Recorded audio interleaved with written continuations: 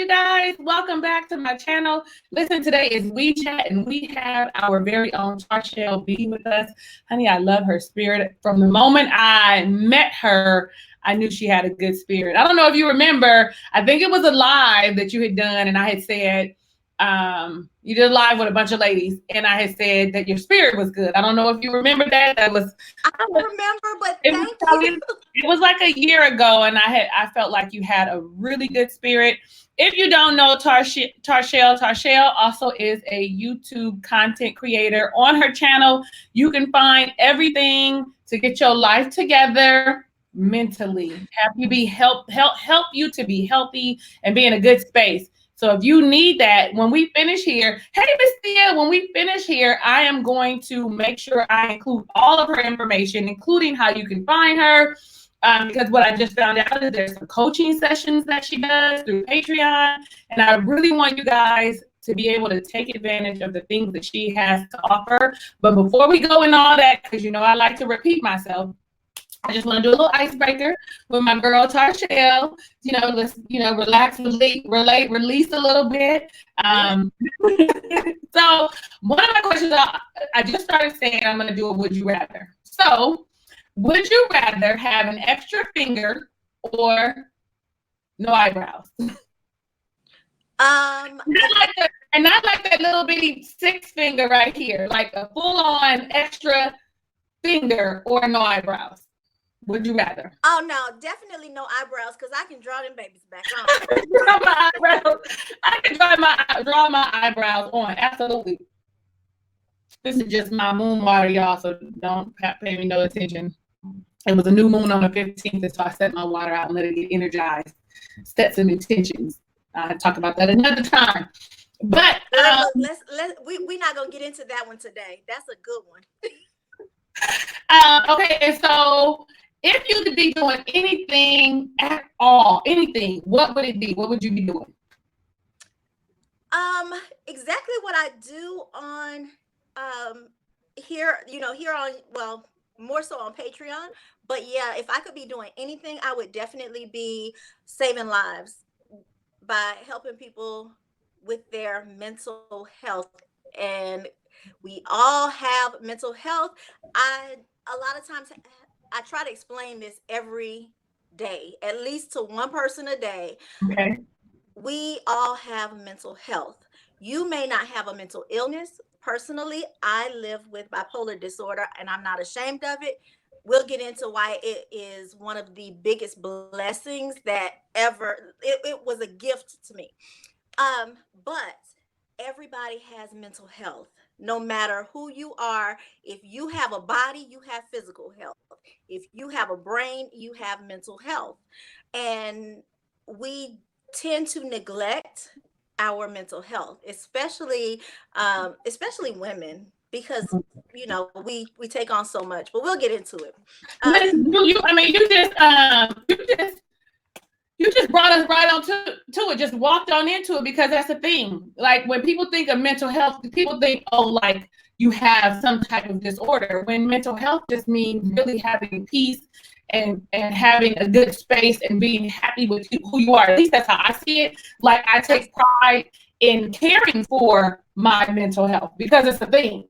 It's a thing. And Black, hey sis, and Black women particularly, we don't always embrace, it's not even Black women, just Black people in general see you saying, I'm going to see a therapist or I have a mental health issue as like some kind of, I don't know, like a death sentence almost. Like, oh, okay, you crazy because you decided you want to go and you want to talk to somebody unbiased, unjudged, and just really let things out and maybe get some direction. So as Black people, because when I talked to my mother about it, and I said, Ma, you probably should have got me some therapy when I was younger, because then I wouldn't have, gotten to this place. Yes. And she said to me, oh, Black women don't do that. Oh, especially old school. The therapist was, they got in the kitchen together and they got to talk and they, work things out. I said, but that wasn't always healthy, because then you have that flashback from people talking about you. Okay, I'm getting beside myself. Okay. No, you're right on it. I can keep going and going and going and going and going. So, so I want you to, because you may mention that you have bipolar disorder. Kind of just give us like a little bit of what that means and how you found out about it. Like, make people a little bit aware, because what I might think it is may not even be really what it is. Okay, so bipolar disorder is a mood disorder. And basically, all it means is some days I'm up here, my mood is really, really high, and some days my mood is really, really low. The goal is for me to stay in the middle, Okay. because what happens is we know the low. I don't even have to talk about depression because it gets beat into our heads. We know exactly what depression is. But imagine the opposite end of that, where you are extremely happy, when you are extremely productive, when you are able to get a lot of things done and all of that. Um, that is the more manic or hypomanic side of bipolar disorder. So Okay. poles meaning, ups and downs. So of course, depression, we got that. Mania, the problem with mania is that when you go into a hypomanic episode, I always say I wish I could live there and it be healthy. However, when hypomania strikes, you're so energetic until you almost become counterproductive. Okay. You think so fast, you don't sleep, you're not you might be Okay. overeating or forgetting to eat because you're just going, going, going, going, going, and you can't stop yourself. It almost feels like you're being driven by a motor, and that exhaustion. But then there is where, just imagine if you're going, going, going, and then you get pissed off. Oh, baby, that's rage. And things can trigger you to go way off. Then, if you go into full blown mania, the same way with full blown depression, um, is when you might be hallucinating. You may um, you may start seeing things, hearing things like that. Um, it's not a good place to be. I'll say that it's not a good place to Okay. be.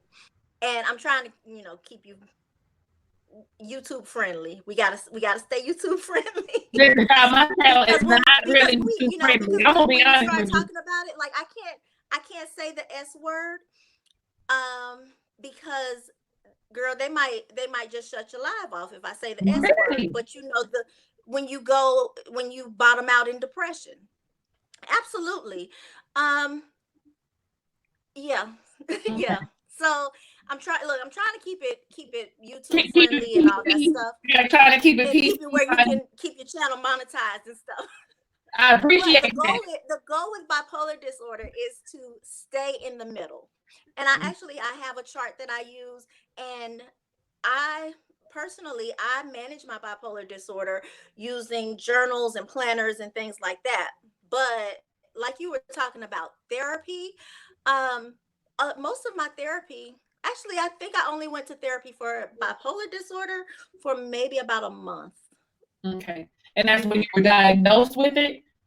Yeah, because I needed to be able to process the diagnosis. Okay. But most of my therapy before and after diagnosis has been more so dealing with trauma and dealing with relationships and dealing with life in general. Okay.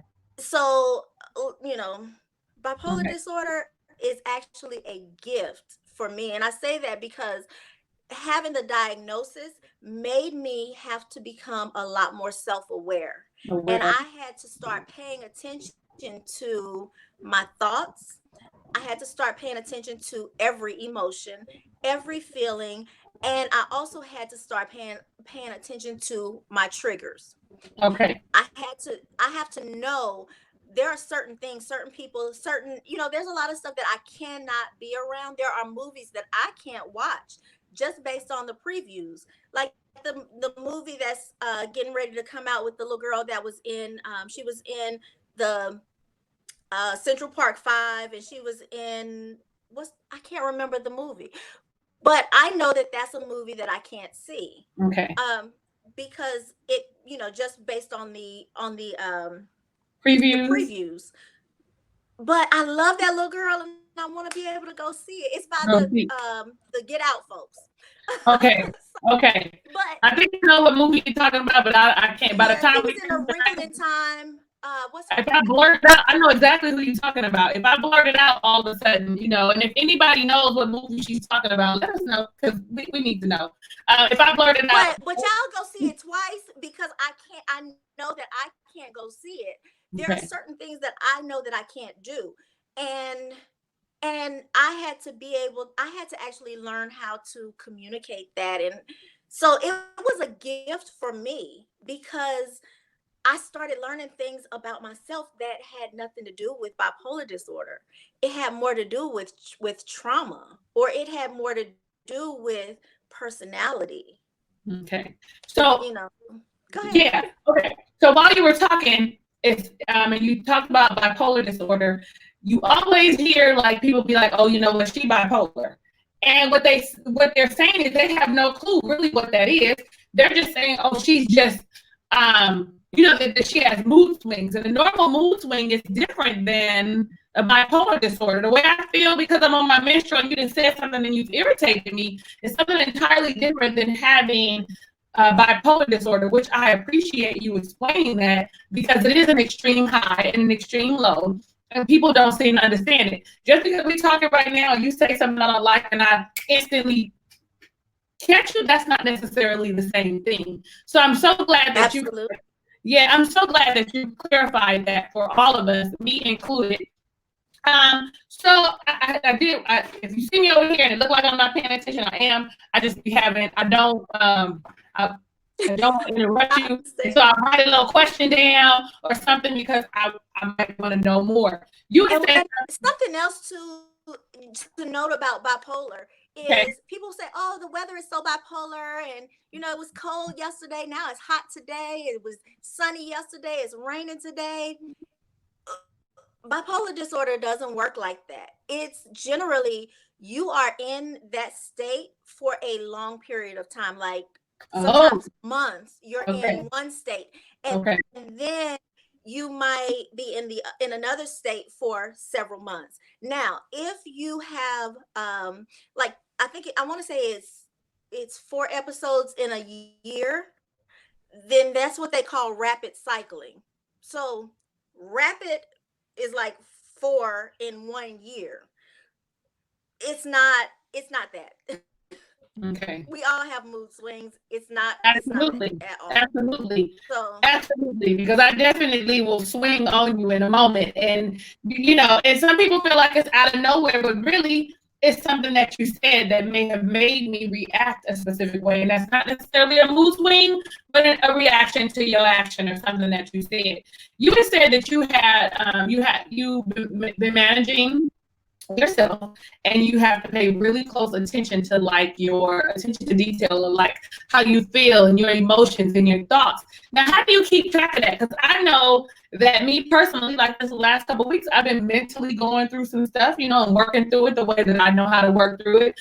But how are you keeping track of that? How are you saying, okay, so this is happening and I need to be careful?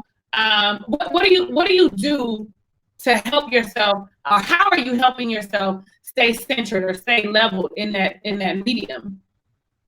So I actually use a lot of planners and journals.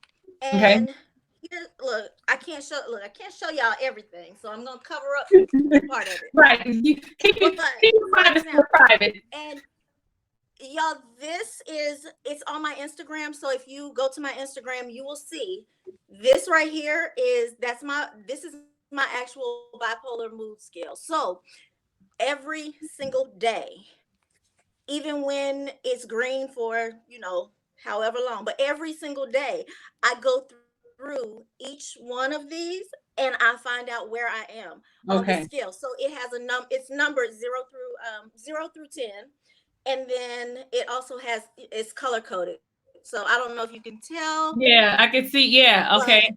Okay, like 10 and 9 is red. I do see. yeah, so that's 9 and 10 are mania. So really the best place for me is like a 5 or a 6. So for a 6 example, self-esteem is good, you're optimistic, sociable, articulate, good decisions, and you get your work done. Okay. So So, I look at it. Am I there, or am I um, inflated self-esteem, rapid thoughts and speech, counterproductive, and then doing a lot of simultaneous tasks? okay. I have to evaluate that every day. And so with I that, need that to know means where you have to be kind of honest with your own emotions and how you feel. Like you can't even, sometimes as people, we include me, I mask the way I feel about something or how something makes me feel. Even to myself, at least I used to. Mhm, I try and be as transparent and honest with everybody, especially me, mhm. because that's how I stay in a good space.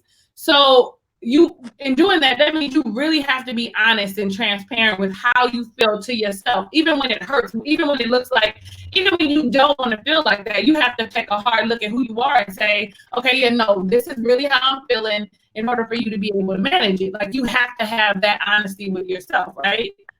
Absolutely. And I'll show you something else. Again, this I'm showing you things that you can go back and reference Okay. over on my Instagram. Instagram. Okay. Which is Yeah, Tarchelle B, spelled just like I have it. yep, it's Tarchelle B everywhere. So this one was from July, and well, I don't mind if you see that top row. All it is that look, that's just fatigue. So you can see that I actually had fatigue 3 days, um, 3 days that month. But let me go over here and kind of show you. I'm showing you the wrong side now. Hold up. Okay, so I'm trying to find it. This is my symptom tracker, Okay. and I know it's on black paper, but it makes it interesting. Okay. So every day up at the top is the days. Then I have different feelings, and this particular one I let the people help me to do because I did this one on a YouTube live. um but it has things like fatigue, loss of appetite, excessive appetite, hyperactivity, rapid speech, no sleep, sadness and depression, crying, social withdrawal, talkative, blackouts, paranoia, hallucinations. And so every day, again, I go through this list and I color code whether I did not have any symptoms, if they were mild, moderate, or severe. And Okay. I mean, like, when I say I do work, I do a lot of things that people normally don't do. Okay. And it's kind of the thing, like, that quote that people say, insanity is to continue to do the same thing expecting different results. I knew I had to do something different if I wanted something different with my life.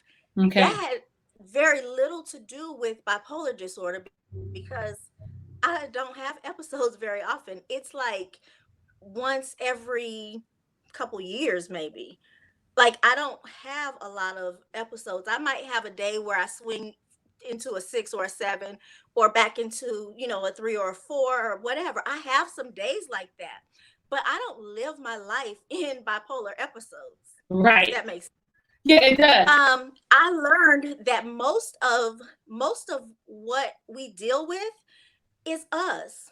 And I did a post on actually Instagram yesterday, and I got so many people that were like, "Oh my God, is she okay?" But all I was saying was, when we have a depressed day, and we have depressed days, even people who don't suffer with depression or aren't clinically depressed, anybody can have a day when you feel depressed. But when you have a couple days when you feel depressed, are you going to lay in the bed, feel sorry for yourself and make your, just allow yourself to feel worse and worse. And what could have lasted for 1 or 2 days ends up lasting for 2 years because you won't pull yourself out of that funk. Okay. So We have to take responsibility for our own absolutely. actions. Absolutely. Everything starts with us and what we choose to do for ourselves. And with that being said, like, we all have triggers. Something that'll push you to a place where you want to be, not where you want to be, but where you're depressed or you can't get out of something. These last 2 weeks, I had some serious stuff, and I haven't gone to the gym, which is something that I absolutely love to do. It's one of my releases. And this morning I said, well, the devil is a lie. Let me get myself up. I know I missed being, but I'm going to go in here and I'm going to go to this gym so that I can get myself back on track to doing the things that I like and being more productive. So, how would you, or do you know what your triggers are, and how did you determine what your triggers are? Like, do you know exactly what it is that'll set you off to make you go into a spiral, or is it a thing, or is it just something that is in your chemical balance that, because that is a thing for some people. Some people are chemically, or can be chemically imbalanced and can make them go whichever way. So is that a thing for you? Do you have triggers, or, and if you have triggers, Absolutely. how did you determine what they are? Like, what, let's help somebody figure out how to point out their triggers. Like, Okay, so here we go. Look, I love this. So keep a journal. I don't care who you are, man, woman, boy, girl, keep a journal. Now, also keep track of when I have a trigger tracker. I just don't have, it's not close enough to put my hands on. But write down when you start, like if you have a day and you go into a rage, write down what happened that day. If you have to write down every single event that happened that day that you can remember, um write it down. What was your day like that day that you went into that rage? What happened right before? Was it something that somebody said? Sometimes it can be something just as simple as a nervous stomach. If you have a day that you have a nervous stomach, if you have a nervous stomach every time you go to the grocery store, and I use this one often, if every time you go to the grocery store, your stomach starts getting upset or whatever, there's something going on. And it could have been that something that you've blocked out of your memory from your childhood. It could be anything. All you know at that point is that it's something about the grocery store that makes me feel uncomfortable. Those are the kinds of things that you do work out in therapy, and they're able to bring those things up. okay, And you say, well why is it that every time I go to the grocery store I get nervous, but in the meantime, girl, stop going to the grocery store. right. Do it. Have it. Do Order your groceries Instacart. online. Get you some Instacart, girl. Have them delivered to your house. Exactly. Get you some Instacart. Get your husband to go run. Make the children run in there. Do something. But just stop going. If or if it's that particular Walmart that stresses you out, go to the Go Walmart that's 20 minutes away 20 minutes away. instead of the one that's 5 minutes away. There are so many things to do, but don't, it's like once you recognize that this is a trigger, don't keep yourself in that position. Okay. And it's okay to let go of things, of people. It's okay to let go just because, well, I I do this because my mama did it, my grandmama did it, we supposed to do it, and whatever. If it doesn't work for you, it's Right. okay to let Yeah. it go. Absolutely. It's I'm a firm and believer. there's nothing wrong with doing what works best for you in your life. It's all about, and I was just talking about this a few minutes ago on a live that I was doing. Everything is about your purpose, your vision. God put every single one of us here for a reason. If you, first of all, if you don't know your purpose and your vision, Don't you dare look at nobody else, talk about nobody else, nothing. Because your number one job that God gave you is to find your purpose and to work to fulfill it. If He gives you a vision, do what it takes every single day. Set a goal for yourself. If you set a goal for yourself every single day, if you set a goal for yourself for the month, if you set a goal for yourself for the year, you have something to look forward to. So I have a list, even look, and I'm pulling this one out. But I have a list of reasons to keep going. Like, I literally sit down and I talk about to myself the reasons for me to keep going. It's not a complete list because I'm constantly adding to it. Right. But reasons to Absolutely. keep going. Yeah. Very first one, I'm not ready to die.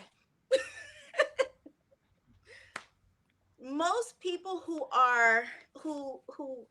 go into places of depression and having those ideations, and keep in mind, I'm staying away from certain words. Yeah. um but people who have these ideations and these thoughts really don't want to die. And That's not it's like, pretty right. I don't want to die. I just don't want to live like this. So Okay. what is the like this that needs to change? Because guess who has control and power to change it? You. It's you, girl. Yeah. Yeah. Absolutely.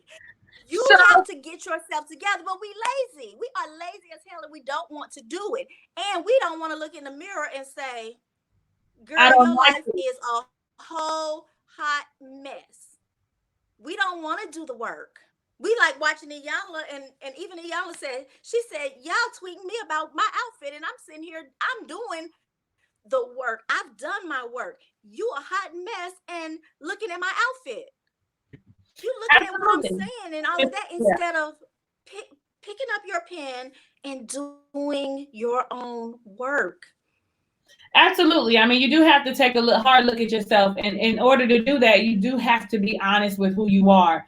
You can't just Absolutely. be the surface me. Oh, yes.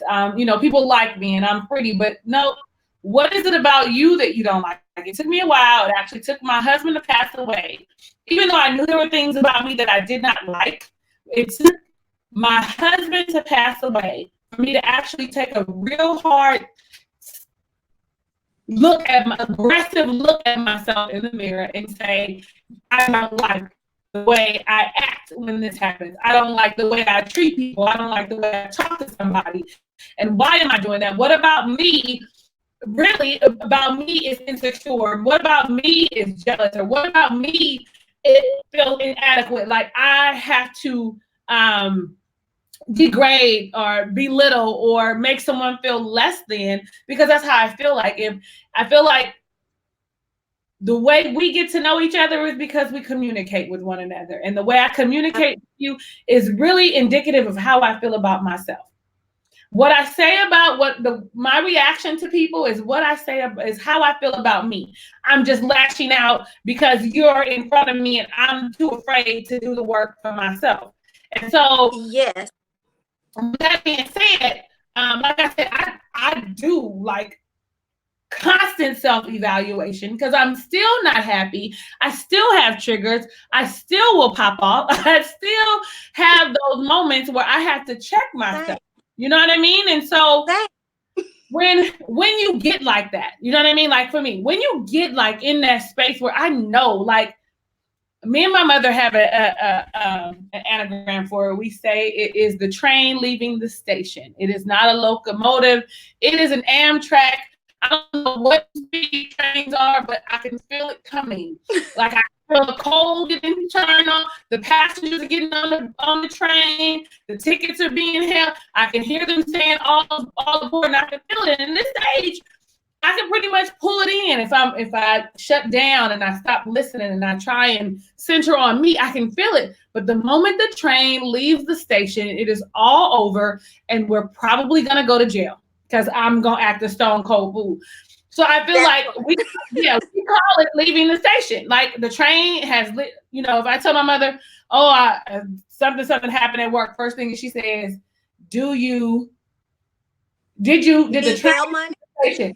Yeah, did the train leave the station? If it didn't, it was, you know, if I'm talking to her, girl, I don't need, but it be this close. And in the space that I am, I have to really look at myself and really identify those things that make me feel that way.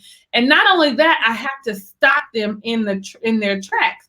So when you feel like that, right? What do? You know, like you got these tools, which helpful, but not all of us are, you know, like I got a couple planners. You know, I got a couple journals because I do write my journal and I like to look back and be like, girl, you was crazy. Like I do that every day and that helps me. But for those of us who, you know, we're not really, you know, I mean, we probably should. So in the moment, the very first thing to do, and it sounds so simple, is to breathe. Just intentionally breathe and sit with that feeling and know, okay, you know, like let me get some for real oxygen in my brain. I like to do, you know, different counts. Like I literally count, you know how they say count to 10, you know, whatever, then count backwards from 8. I don't know. All I know is I have to breathe. And when I'm breathing, like I literally count. So I might breathe in for 4, hold it for 4, and then breathe out for 8 because I really need to get oxygen to my brain. Sometimes I'm like, okay, let me breathe in for 8. Let me hold it for 4 and then breathe out for, you know, and I'm literally counting. So it's kind of like this, like, and then I'm holding and then slowly breathing it out.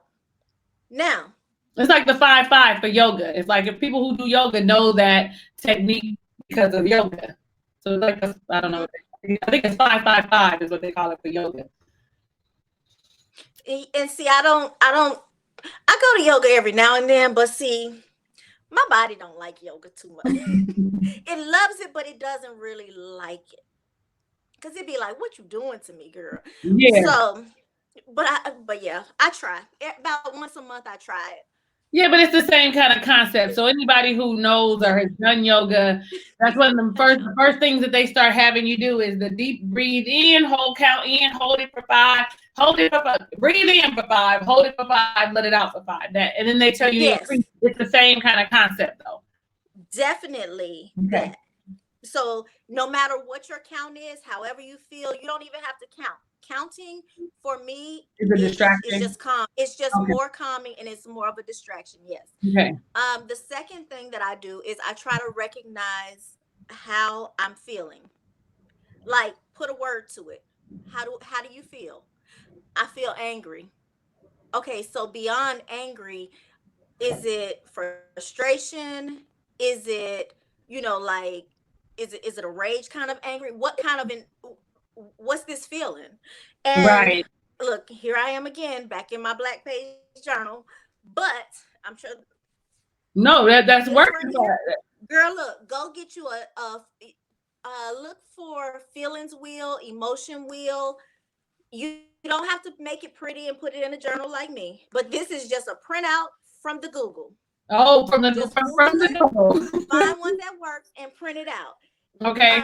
So let's say we say anger, okay? So it gives you all of these different words that are angry. So I say I'm angry. Am I disgusted? Yeah. Am I resentful? Am I annoyed? Am I agitated? Am I exasperated? Oh, that's a good word. Because see, a lot of times we don't know how to express it. We just say I'm pissed off. Yeah. But what is that? What is it beyond that? Yeah, because sometimes our anger is that we're jealous or envious. Sometimes our anger is that, you know, look, I'm just tired of this ish. You know? Right. So exactly what is it? And then we can deal with, once we know exactly what it is, then we either have to make a decision. Is this something that I have to deal with within myself, or is this something that I need to communicate with someone else? Right. Or is this something that I just need to get the hell away from? Because sometimes you just need to, sometimes you have to just walk away. Right. But most of the time, in my experience, most of the time, it's me. Mm-hmm. The same way that you were saying how, Mm-hmm.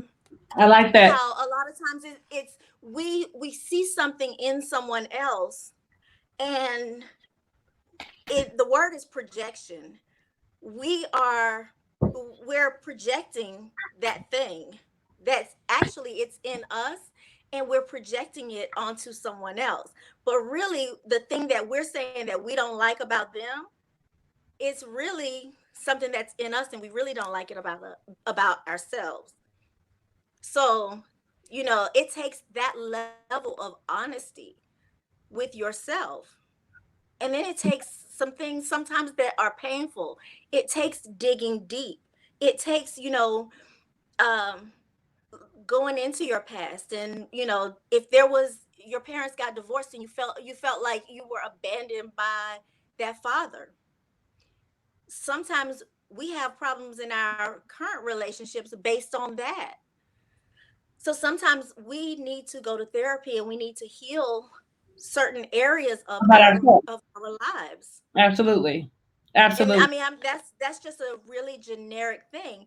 And then, you know, one thing that now I'm actually getting ready to start beyond just, my therapist being my therapist.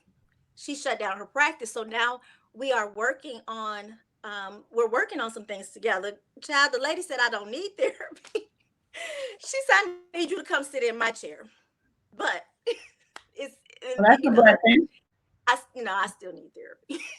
I'm I mean, always I'm need just be some kind honest. of therapy. A therapist needs therapy. Like your therapist probably needs therapy because she's She goes to therapy, yeah. ingesting everybody else's Me issues. So too. you need to have an outlet. You being a coach for some people, you still need to have an outlet and figure out how to let that stuff out. Because I'm gonna be honest, I work on energy, I work on spirits. I know it's weird to people, but I don't care. I work It's on not weird to me.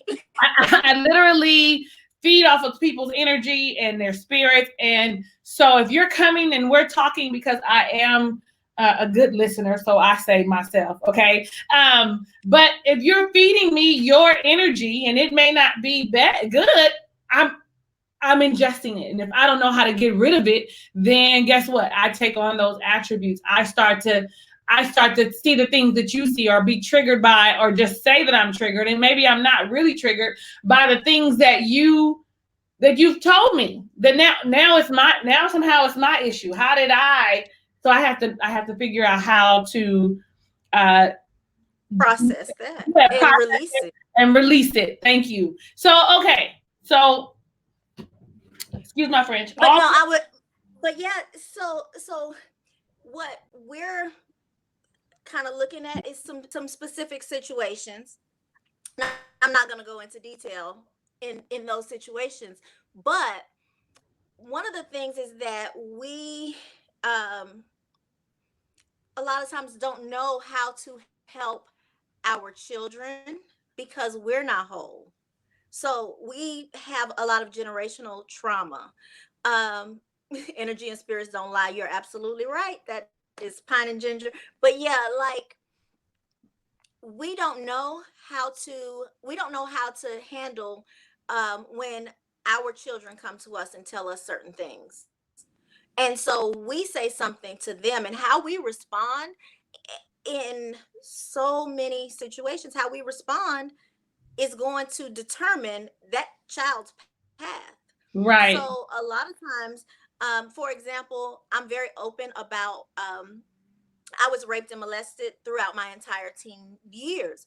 My mom, the way that she responded when I finally had enough courage to tell her, which actually was during an episode, but I didn't know it was an episode because I didn't know I had bipolar disorder at the time. But when Right. I finally had enough courage to tell her, her response was not a healthy response at all. Right. And it took me until I was 40 years old to get completely past and through that. And I mean, I'm talking years of therapy.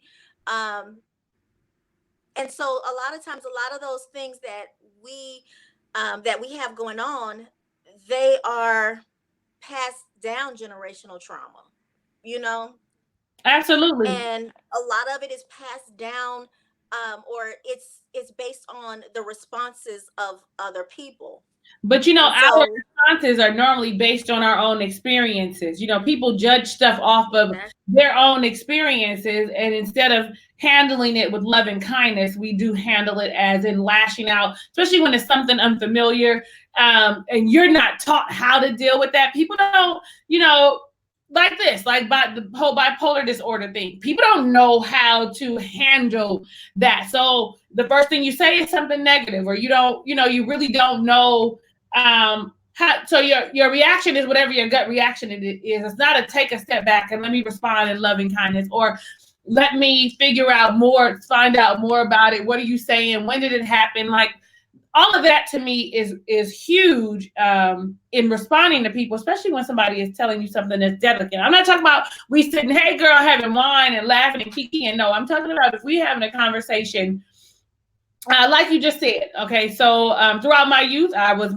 molested by family, right? Uh, People would be like, oh, well, you were this age and they were only 5 years older. Well, if I was 7 and you was 12, or I was 12 and you was 17, that's a big deal. That's a big gap for me, right? mm-hmm, And it is. so in sharing that, but I hadn't shared that with my family. My mom knew, my dad knew, my mom erased it out of her mind. That's why I said she should have got me therapy a long time ago.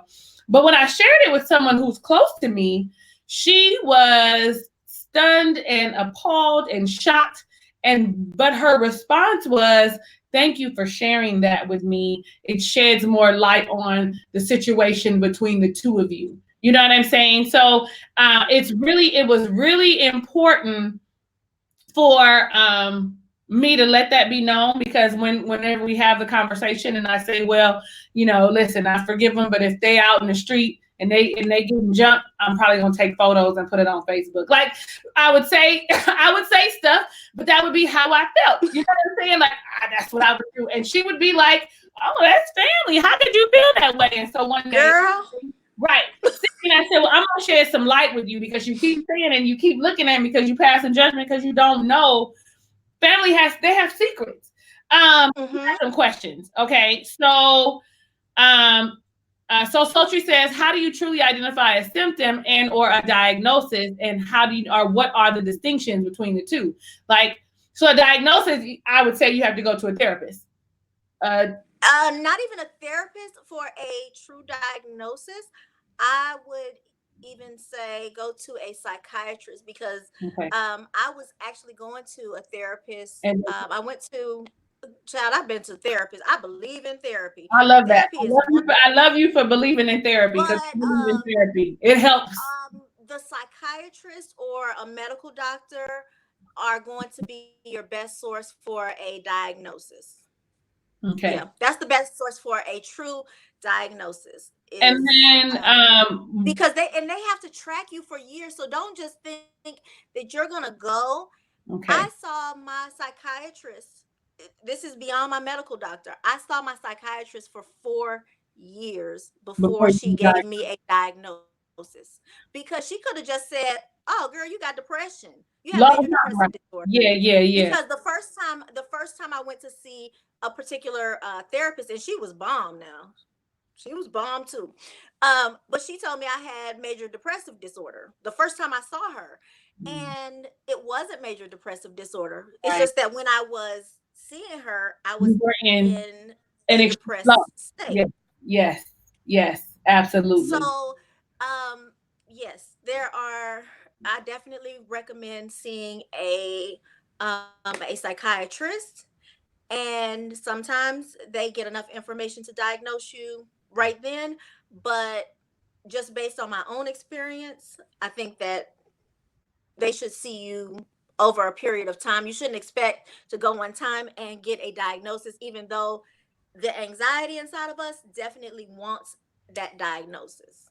Right.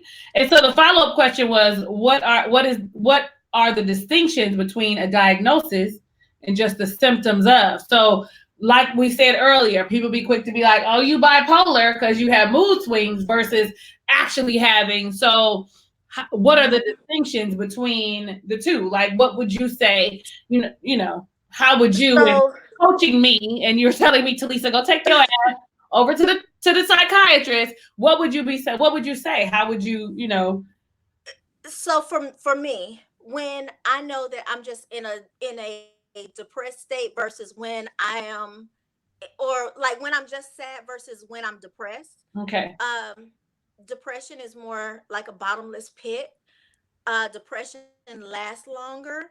There are, of course, we can't see the chemicals in our brain. Right. But if I can go out for a walk and it goes away, then I know, okay, yeah, it's It's probably just a, not. It is, yeah. It's yeah. certain things, like if there are things that you can do to fix it, or you can vent and it goes away, then it's probably you just pissed off. Whatever. Yeah, okay. If you eat some ice cream and okay, it goes Okay. away and it Yeah. stays away or whatever. Don't get into that habit though. Don't get into that habit. That's That's We're how not we going into addiction that's how and we go plus. Yeah, right. Plus absolutely. with the addiction. Yeah. Yeah. Yeah, I Yeah. mean, like let's deal with what we deal with. But yeah, it's certain ways that you can kind of tell. Sometimes it's the length of time that it happens. Sometimes it's how often it happens. So that's why I say keep a journal, track it, and if you feel like you might have depression or anxiety, if you are having panic attacks, definitely I say go to your doctor anyway. If you have anxiety, like where you are in a certain situation and your heart starts beating, you're sweating, you have this intense sense of fear, or dread or whatever, go to your doctor. You may or may not need medication. Right. Right. And don't be afraid of medicine. Medicine does not make you crazy. Medicine, this is one of the things that frustrates me a lot about Okay. our medical system. Okay. Okay. We have our vital organs. We know our vital organs. We got our heart, we got our lungs, we got our liver, our kidneys. These are the things that make us function. Even our skin is a vital organ. Vital Okay. organ, absolutely. Um, when we go to the doctor, they put the stethoscope on our chest, they listen to our heartbeat, checking our heart. They put the stethoscope on our back. They say, breathe in, breathe real Yeah. deep. And what do? Yeah. Because they're checking our lungs to see if they hear anything. They're doing screenings. They have you lay on your back. They press down on your stomach, and they're checking that. They have blood tests for your kidney, your liver, all your vital organs. They can tell all this stuff. At what point during your annual physical are they checking your brain? They never do. Unless you have a doctor that is in tune with you, they don't. And I'm fortunate to have a family practitioner who has been with me for a while, was with me when my husband passed. And so before we do anything else, she kind of does a little mental health check. And because I'm a crybaby, and because I trust her, if she asks me, how you doing? And I say, oh, I'm doing okay. No. And then she looks at me and she says, how are you really? And my eyes swell up. Whole conversation stops. Whatever I was there for changes, and it switches. So I'm with you. Go. But it's funny, and again, you can go to our good friend Google. We love Google. And you can Google images of what Your brain. bipolar disorder Oh, looks like. You can really? Google images, yeah, brain scans of what depression looks like. You can Google brain scans of what mania looks like, what your brain, how it lights up. Because, girl, your brain lights up like a Christmas tree. Because, again, we're dealing with electrons and all the chemicals, and it's firing off stuff in your brain. Yeah. And they can hook you up to those nodes, and no matter what comes out of your mouth, they can see what's going on, but they I like don't. it. But you know what? That's right. That's a neurotherapy. Because when I took my son had oldest son has a chronic illness, and you're right. They put him on like some put the little things on his head so that they could track him while he was actually like playing a game and doing just like regular stuff to see exactly what was functioning. Because I thought my child had alphabet soup child, because a little bit of Not alphabet soup. alphabet soup child. I did. I think the youngest one got a little bit. Their mama got a little bit of alphabet soup. So, I'm just saying, oh, look, it's a squirrel. Like literally. And I didn't want that to be the thing that hindered them. So I took them. Yeah. And the moment I feel like they need to go, the moment, like my son, my youngest son, when his dad died, it was, all right, we both need to go get some help. But more you than me, but me too, because I need to handle you with care, right?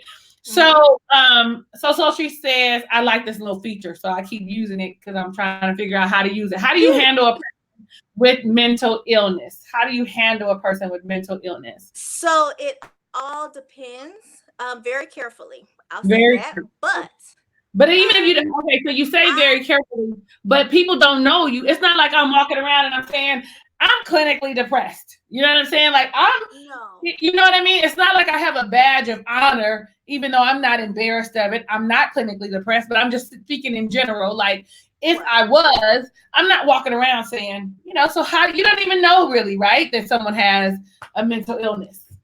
Right, but there are signs, and of Okay. course, again, we never know. I mean, we Yeah. don't know unless Yeah. a person discloses. You don't know. The first thing I say is break the stigma so that people will come out and talk about it. But I also highly recommend mental health first aid. There is the same way that you can go and you can get your CPR, first aid certification. You can get a mental health first aid certification. I'm certified for youth and also for adults. Come on, And they Tarchelle. teach you, huh? I said, come on in.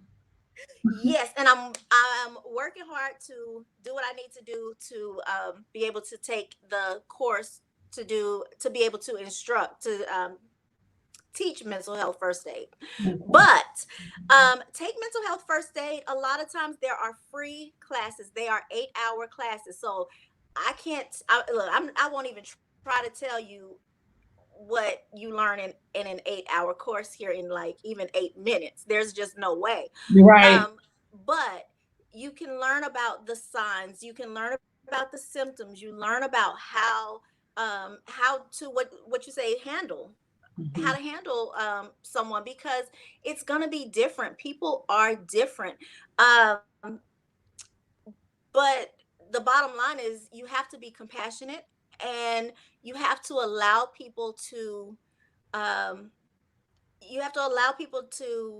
the space that they need.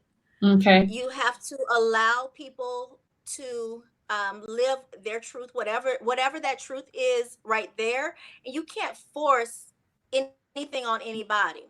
So Okay. I have a family member who has schizophrenia.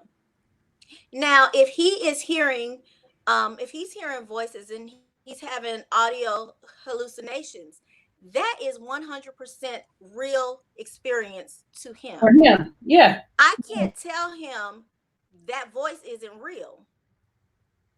That's like, it's 100% real to him. So I can't tell him, well, no, that's not real. There's nobody there. There's nobody talking to you. Because for him, his Somebody is there. experience, that voice is just as real as my voice. Absolutely. And So go ahead. I'm sorry. Go ahead. so to tell him, you're crazy, that's not real, you losing your mind and all of that kind of stuff, that's just going to escalate the situation. Now, I don't have to sit here and pretend that that voice is real, but it's okay for me to say, well, baby, is it gone now? Well, tell me Tell me when it stops talking. Because I don't want to be rude, and I want to be able to for you to be able to talk to me. Right. So you tell me when that voice goes away. You tell Okay. me when it stops talking. Or I can say, okay, well, so I can't hear that voice, but you tell me what is that voice saying to you? Right. Okay. So this I'm Instead of, you crazy boy, that ain't nobody talking to you. You crazy. You need to be locked up in a mental institution. Yeah, there's two things that I caught while you were saying, or two things that came to mind while you were talking. And one of them I can address. I want to address with this question.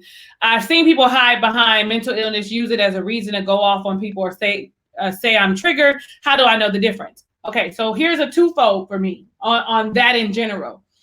One, when we talk about how do you handle people with mental illnesses, you handle people in general, not even necessarily someone with some sort of illness, with compassion. When you said compassion, with loving kindness, when you allow them to have their truth. And if I'm saying to you that I'm triggered, it's not for you to determine whether or not I'm triggered or not.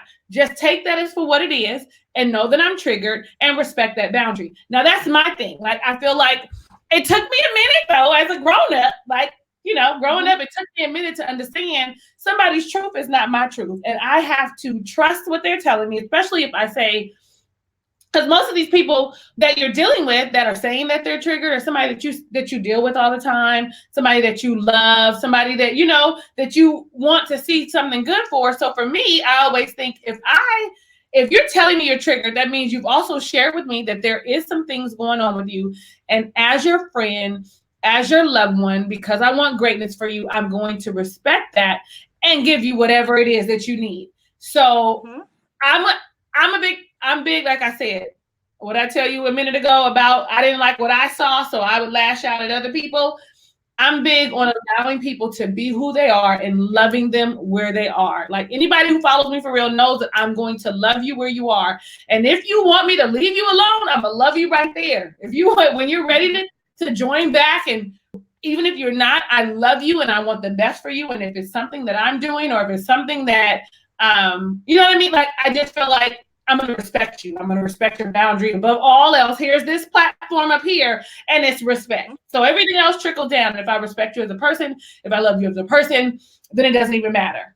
I mean, so whether you got a mental illness or whether you a normal, regular person, whether you having regular mood swings, you got a bad attitude today, I respect you as a person above all else. And as such, I'm going to treat you that way. And okay, it might Right. be funny to me. You know what I'm saying? Okay. Yeah, like I said, with my moon water. People, my mama said, "Oh, you should have been one of them people." I said, "One of them people? What's them people?" She said, "Witchy." I said, "Well, your ancestors, mama, did herbs and crystals. It wasn't witchy, okay? I still love the Lord, but I'm gonna just be honest with you. I believe that He's given us a lot of things to help us with who we are, and so as such, I, I'm gonna meet you. Oh, that's what you do? Okay, well, you do that over here. I love you from over here. Like if you don't agree with that, you know what I'm saying? So I don't know. I guess that's just because of where I am, and I know how people treat me and how people don't love me where I am. And so for me, that's big. I love you where you are. I love you for who you are, and I'm gonna leave you there. I'll come back later if you want me to, or not at all, or not at all. Absolutely. Um, And I don't subscribe to that whole thing of, um like you were saying, you and your mom have a history. Me and my mom, let me tell you, and it is no secret to anybody. So y'all gossip if you want to, judge whatever. My mother has to call my husband or text my husband. She can't dial my number mhm. because boundaries, and because triggers, and because we have friction, and that's okay. Does that mean that I love her any less? No, it doesn't. But I know that she had some experiences in her life, and I've had some experiences in my life, and a lot of our trauma and a lot of our triggers cause a lot of excess friction. Absolutely. Now, my husband is like, here we are, this is us together. My husband is a go-between, so he can be that That that thing that that's conduit. in between. Yeah, And so it puts a buffer, and it keeps us to where we are. We love, I love my mama. However, she knows the pin number to every one of the safes where my triggers are. absolutely. That's my mama. She knows me. She birthed me. Um, Who is a but there's some things in me that because I have gone to therapy, and again, it's that projection. So there's some things in me that she doesn't like, and she doesn't, her beliefs are different from my beliefs. And so yeah, instead of, accepting that, she has a tendency um to want to say and do things that intentionally will hurt me. yeah. That's the thing. Just because She knows that it there's will. some anger there. So Yeah, so we got some it's like hot. best because I have to protect me. I have to protect myself. And I'm a full grown woman, child. I'm grown. I I understand. can't sit here and be like, well, I have to do this, because at the end of the day, I'm responsible for my own life. I'm You're responsible. And if yeah, what is going on with someone else, whether it's a family member, my mom, my brother, friends, whoever, if it doesn't line up with my values, my vision, and my purpose, it's no love lost. I just have to remove myself. I just have to put up my boundaries and my buffers. And yes, it hurts other people, because we all want to feel like we are, God's gift to the world. Everybody absolutely wants we to do. feel this way. And if you have an issue with rejection, and like my mom has, she has problems with rejection. And so when I cut those ties, it's her issue that she has with rejection. Right. it And then now she it would have now to do it. stirs up something in her, Right. and now she's hurt, she's mad, but she doesn't know, she doesn't have the words to Haven't say, I identified it. feel Right. rejected, and I Absolutely. need to deal with this rejection. Absolutely. Instead, it's you a bitch, you this, you I mean, that. but It's all you. that is the common thread. That is the common thing that most people do. I mean, I'm guilty of it. And then I'm one of those people though, if I'm doing that, then I come back and apologize for that. Um, and with that being said, apologizing for that, the other person can't accept it, or they can say I don't want to accept it, but I've done my part in trying to make amends. It brings me to, because for about 5 seconds here, the comments had kind of started popping off. So I have Pretty Girl Slayer who says, how do I deal with depression? I've been depressed since I was younger. I'm going to tell her that she needs to follow you on Patreon so that she can, have maybe some one-on-one time. And I'm going to come back after our broadcast and put all of her information down below. And maybe there's something, or you just go over to her channel for a little while, follow her on Instagram, get to know her a little bit, see what kind of things that uh, Tarchelle has to offer, and into some solutions and helping. Because if you know you've been depressed, then I would hope that you have gotten some assistance since you were younger. So I don't know the entire situation, but I definitely would recommend, going to see a, somebody. a And couple things a couple things just right off. If you are in a place right now where you feel like hurting yourself, um and you're that that deep into depression, um then text the word home, HOME, to 741-741, and that's a crisis line. That's if you're in crisis right now. um if you're not in crisis right now, there's a couple of things that you can do, like now.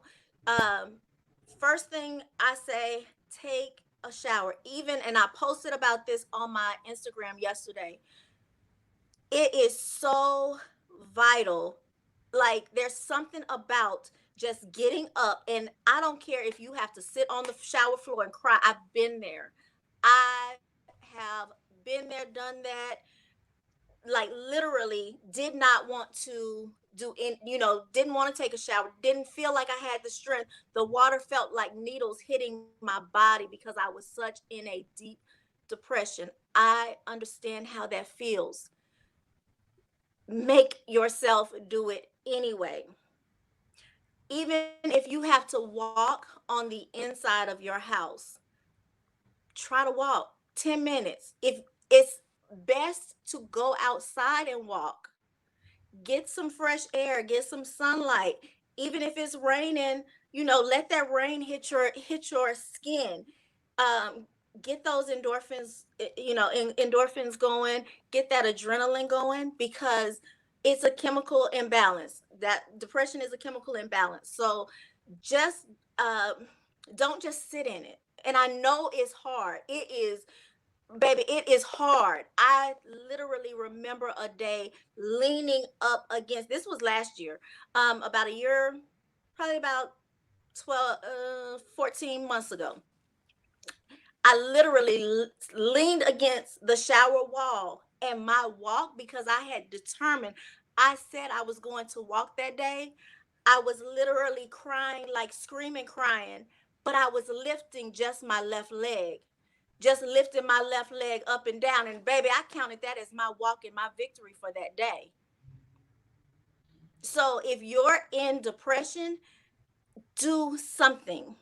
Set one small goal for yourself, write it down, and just do that.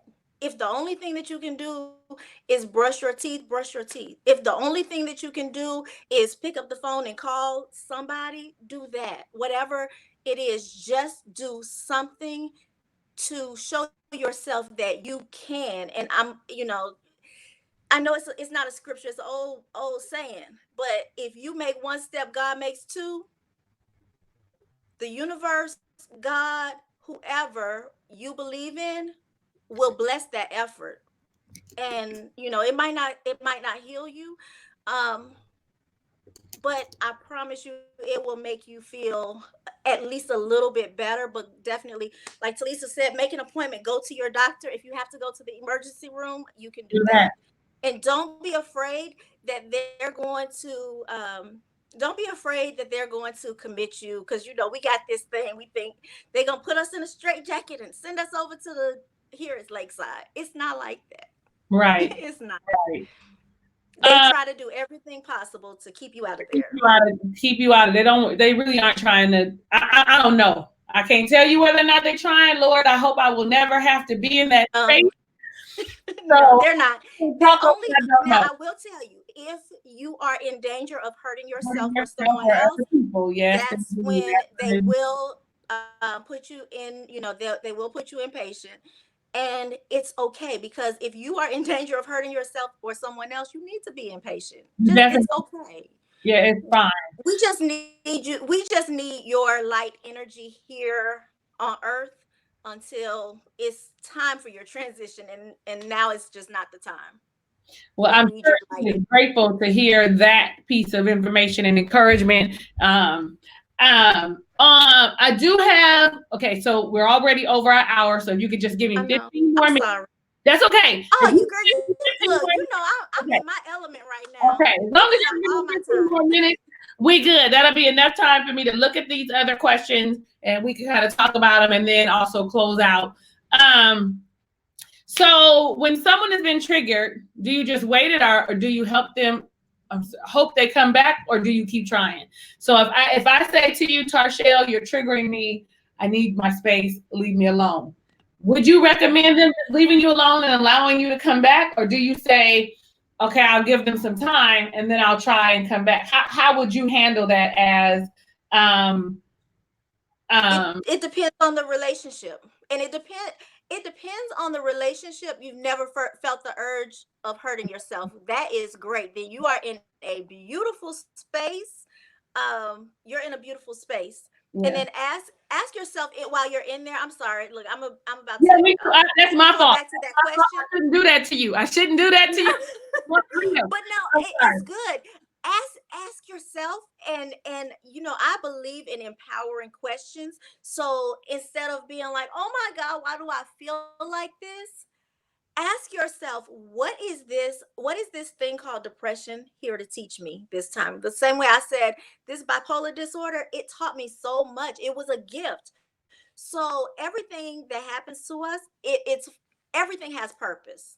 Everything under the sun has purpose. So even this thing called depression, even though it doesn't feel good, ask it, what are you trying to show me about myself? What are you trying to teach me about myself? So anyway, Thank you for but you're really in a beautiful space when you're feeling. And even if your heart is broken and you feel hurt, just be grateful that you can feel, because baby, it's people walking around here so numb, they can't feel anything. So even if you can feel pain, feel that, accept it, love it. I'm just like, saying I'm it too just long. grateful.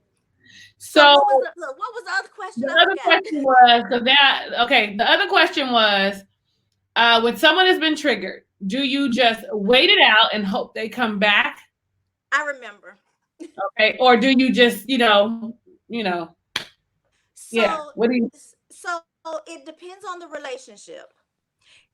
Depending on the relationship, especially with mental health and even physical health, or even just being, there are certain people who can say different things because based on the relationship.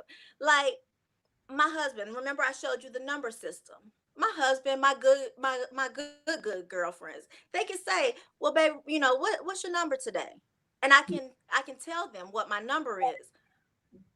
But I'd be damned if my boss comes to me talking about, what number you um what's your number today? You ain't performing good enough. What's your number So based on the relationship, and that's everything in life.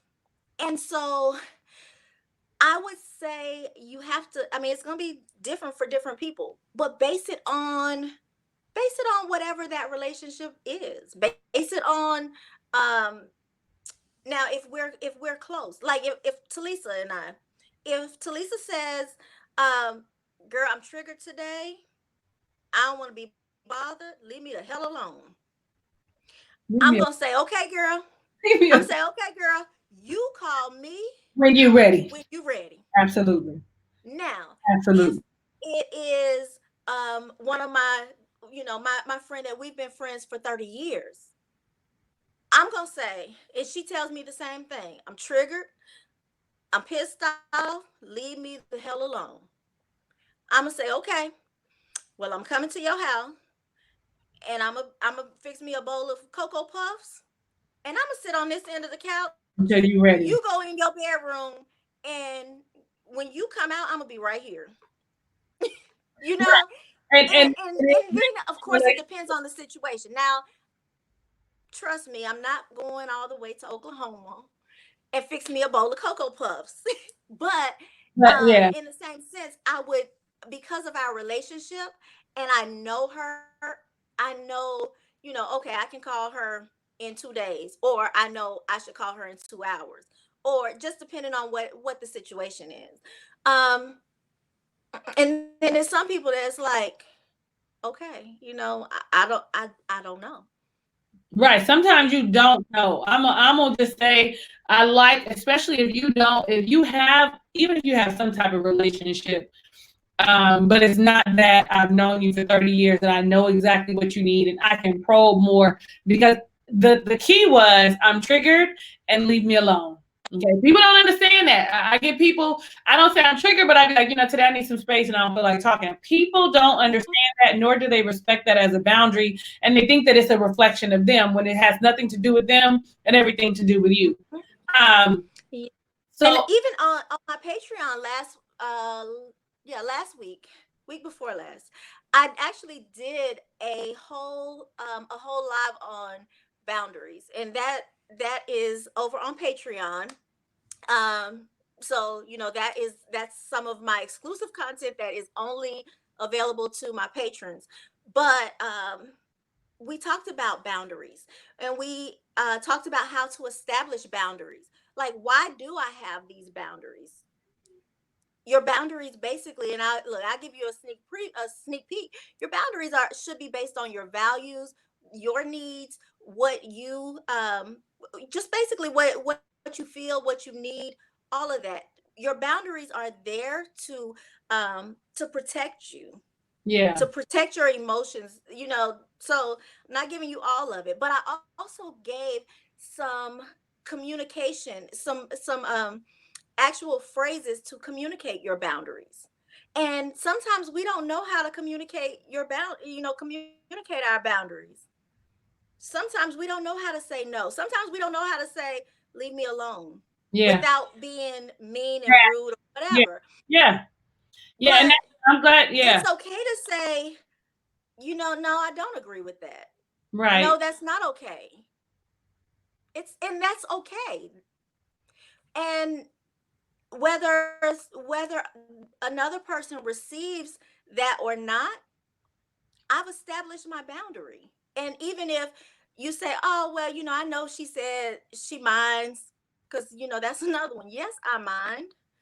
But I'm gonna go ahead and do this anyway. Then at that point, that gives me the right to say, you have crossed my boundary, and so here is, this is what happens. This is a consequence of crossing my boundary, whatever that consequence is. But it's okay, and we have to establish clear boundaries for our lives. The In problem is, a every lot of times aspect we of our don't life. know. And Right. again, we don't know the boundaries for our lives. What will I accept? And I actually did two separate exercises about what I will accept, what I will accept but I don't like. So it's kind of like that yellow gray area. And then what I won't accept. Yeah. And in every area of my life, I know I have clear boundaries set. There are certain things that, in a friendship, in my marriage, in my work, there are certain things, even in my own mind. I Absolutely. did what won't I allow? I will not allow myself to wallow in whatever this feeling is Yeah. without me doing anything. That's a boundary I set for myself. I Yeah. won't allow that. What will I allow? I'll allow myself to feel depressed. I'll allow myself to feel sad when I feel that. And it's okay to feel it, but I'm not going to allow myself to just Stay there. live in that Yeah. space. Yeah. Yeah. And I'm So, glad you kind of talked about boundaries, because someone did mention something about boundaries. And, you know, I don't know if I may end up having to have you back again for season 2. I okay. don't know when season 1 is going to end, because we can talk about this all day long. And there are some things that there's some questions that are still coming up about boundaries, and when you cross boundaries, and about reconciliation, and so I don't know when I'm gonna have you back, but I'm gonna have you back for season 2. I'm calling this season 1. Okay. I have not put this as season 1 nowhere, anywhere, but we calling this season 1, and I'm gonna go back and fix it. I don't even know when season 2. I mean, when season 1 ends. Maybe it'll end for the fall. Maybe that's what I don't know. I don't know. But I love to have you back, because I have a lot of questions. I wrote some things down that I didn't get a chance to ask myself. I see that there are other people that may have questions. And I think, like you said, knowing what your purpose is, my purpose is to empower women in general, or specifically wives. And so I really wanted to talk about you and your mental wellness with your spouse and your family. Like, that was something huge for me, and finding the boundary and how to communicate that. So I really want to have you back. I really want to talk about that. In that, I've written down some of the questions that have come up, so that I can bring those up. And when I bring those up, that'll be what we start with. And I might need to set you aside for like 2 hours. We may have to come in at 2 o'clock so that we can have that full 2 hours, because I know that This is my jam. I look. we could talk for hours and Hours hours. and I hours and hours. love Yeah, you know, this. I think that it's important that we have this transparent conversation, that people understand that this is a thing, that people know how to treat people, and not just necessarily with, you know, illnesses, but in general. And this is, you know, because you don't know, because I'm smiling, I'm happy, and I'm always upbeat, doesn't necessarily mean I don't have something going on. Like you said, it could be part of the, what did you call it, the mania? Yeah. So I mean, It could be mania. It could be, just imagine how many people we come across every day that have a smile on their face, but they are ultra depressed. If you think about how many days you've put a smile on your face when you were depressed, just imagine when you go to the grocery store. I don't know why I always use the grocery store, but when you go to what's your Walmart, favorite place? You live in when the you go to work, some of the people that we come into contact with are hurting so bad and they're so broken. Y'all, I literally have people come to me at work, and child, I got a little corner that I take them to now, and we talk because they follow me. I mean, I'm very public about everything everywhere that I go because purpose. I don't recommend everybody with bipolar disorder come out and say, girl, I got bipolar disorder. I don't think that everybody should disclose. The same way I don't think that everybody should disclose that they're HIV positive, like one of my girlfriends who's an advocate. I think that it takes a lot of strength, we do. and it takes a lot of tenacity, and it takes a lot of wisdom to be able to do what I do in sharing. Um, but just imagine how many people come, or not come, but how many people are walking around depressed. I had people that it blew my mind when they came to me and sat down and said, I need to talk to you. And usually when they say I need to talk to you, it's because they've Yeah. seen something on my channel. Yeah. And I've literally sat at work and cried with people. And I'm talking about very, very successful, upbeat, beautiful. You think they have it all together, but they're broken. Yeah. So in your daily life, and I'll look, we'll kind of, unless you have something else, we'll kind of just leave it on this note. But in your daily life, I encourage everyone to just be kind. Be careful how you talk to people and how you talk about people, because you don't know what that person is dealing with on the inside. You have no idea. You don't know what that person, we look at people, and I always say the land of make believe. It's this little screen right here. But you don't realize that on the other side, you're looking at me in this screen, you're looking at Talisa in that screen, but there's real life over here for me. Yes. There's real life for Talisa behind that. When Yes. she walks out her door, she has real ish going on. When this camera goes off, we have real ish going on. And the little stuff, those little comments and things like that, they can break somebody. Absolutely. And you just don't know. I literally, this was about 5 years ago. 5 years ago, there was a comment on a Facebook post, and I responded, and then the person responded back, and I literally went and attempted, that word. Okay. And even though it wasn't that back and forth, it was it was everything else, and that was just the straw that broke the camel's back. And Right. people say, well, why will you get on social media and you'll say this and you'll do this? And I defend people to the God. Like, I will defend people on social media. And the reason why is because I know that I needed someone to speak up for me that day. And thank God, by the grace of God, that my life didn't end that day. Because that was Absolutely. it was a real attempt. And that was 5 years ago. Well, I'm so But glad a that it lot of didn't times people either. don't know your story. Right. They I'm don't glad that it know didn't what either. you're dealing with. I'm glad that it didn't either, Tarchelle. We wouldn't be able to have this conversation. We wouldn't have this transparency. You wouldn't be able to help so many people. I know that there are people that come on your channel, come to your Patreon, come to your Instagram, looking for solutions and ways out. And because of that, all of us are forever grateful. I am going to make sure that I add you. I'm going to get my whole life together. I keep saying that every week. So that I can really set this up and have my season 2. And I really would like you to come back again in the fall, so that we can talk further. We could talk family. We could talk, how to really, get really. I mean, we got into it, but get some more into it. Dig in some more, because there's some people that are looking for you and your help. I'm gonna put all your Patreon information down below. Of course, you can send it to me, because I don't have. Y'all, it's so easy. It is patreon.com/ guess what? Tarchelle B.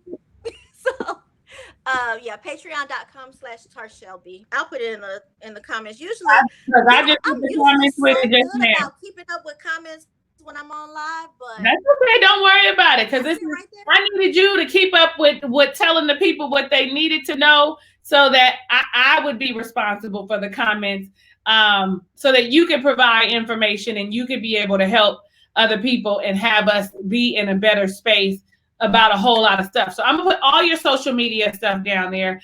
I am so grateful to you. Look at that. This was such a good live. I'm grateful to you. Thank you for just opening your platform up to me. And I don't think you understand how grateful I am. I mean, like, I watch.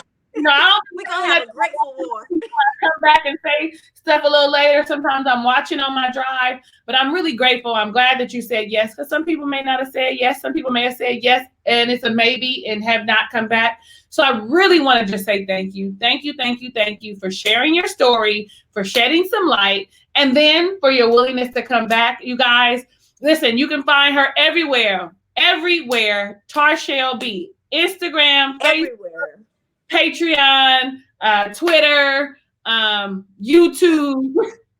And y'all, my Twitter is popping, even though I never post anything on Twitter. Really? But my Twitter is popping because guess who follows me on Twitter, y'all? Barack Obama follows me on Twitter. Really? I promise you. Yes. So you will be amongst the elite, like 100 and something people, even though I don't post anything because I'm scared that he'll unfollow me. But yeah, I don't really post on Twitter that much, but I am Tarchelle B. I got one, but I don't really know how Twitter works. Let's just be honest. So again, I really want to say me too. I really want to say thank you. I really am so grateful for you. Thank you so very much, you guys. I don't know who is going to be next Sunday. It might just be me closing out the season. I haven't made my mind up. Maybe somebody going to show up and want to come on. Listen, and you don't have to be a content creator to be a guest here on WeChat. We are chatting because we want to empower women. That is what we're doing. So I don't care if you're a man, I'd really like some men to be some guests. That would really be awesome, because we need to hear from men as women. Anyway, I'm rambling. I love you guys in real life. Hugs and kisses and lots of love. On the next video. Bye, y'all. Thank y'all for joining. This was great.